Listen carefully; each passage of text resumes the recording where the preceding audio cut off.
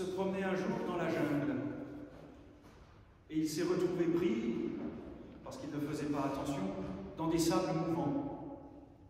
Ne sachant pas quoi faire, il a commencé à prier pour demander de l'aide. Et alors qu'il était enfoncé jusqu'aux genoux, une escouade de pompiers est arrivée en lui disant « on va vous sortir de là ». Et notre homme, dans les sables mouvants, a dit « non, c'est la main de Dieu qui me sortira de là, allez-vous-en ». Les pompiers sont partis.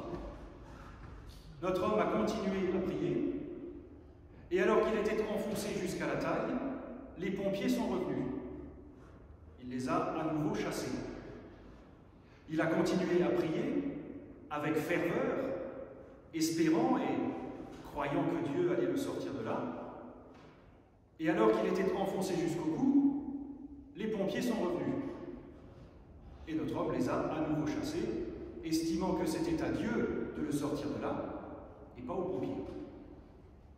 Est arrivé ce qui devait arriver, notre homme a été englouti dans les sables mouvants et s'est retrouvé au paradis. Et évidemment, il a demandé des comptes à Dieu, il lui a dit « Mais Seigneur, pourquoi n'as-tu rien fait ?» Et Dieu lui a dit « Mais comment ça, j'ai rien fait? J'ai envoyé les pompiers 3 fois. » Alors c'est drôle, et ça dit beaucoup de choses sur la prière.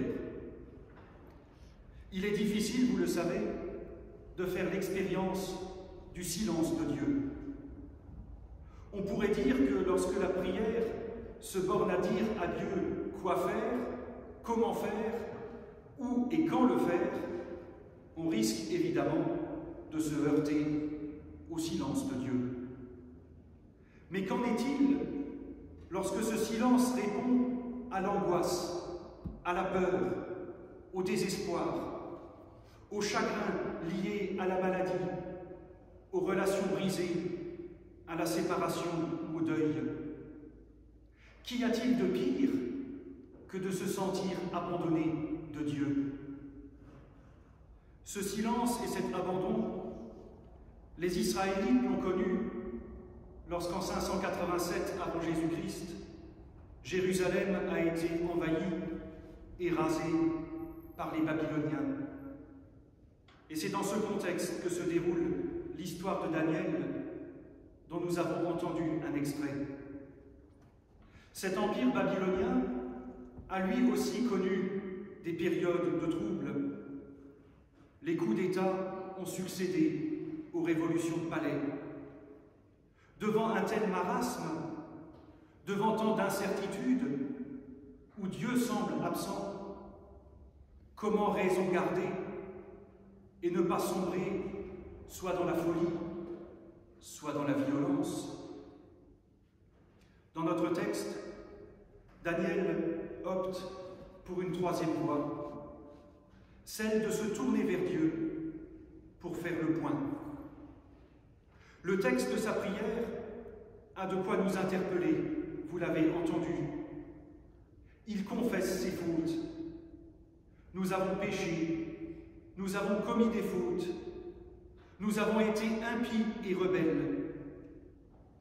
Pourtant, si Daniel confesse ses fautes, il ne s'amuse pas à battre sa coulpe, et je ne pense pas qu'en situation de détresse, Dieu attend de nous qu'on rampe devant lui.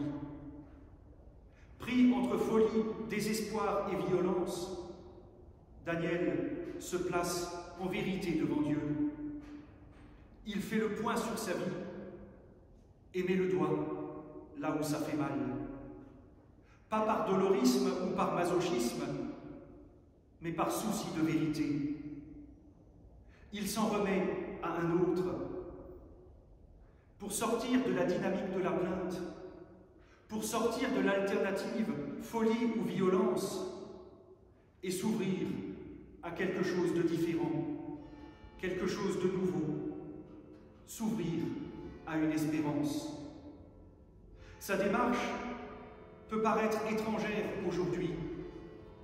Les nouvelles spiritualités ou certains courants de pensée s'opposent à ce que fait Daniel, refusant d'admettre que nous pourrions nous tromper, errer ou fauter.